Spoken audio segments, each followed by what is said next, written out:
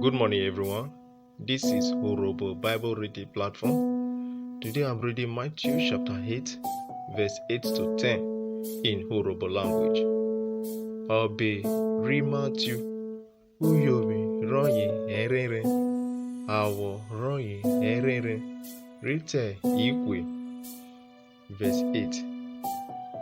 Oloture ofobina datake orowokwo mifu okwurugo ti uberi royin ekevovo ta otare ununwe odibomena kovre. Verse 9. Kide mewe oloturude mikijiwo ikwu buebu remigwekpo ofomi medatake onane nyara omegene nyara mo omeyare take ovieme ru ona omegene ruo.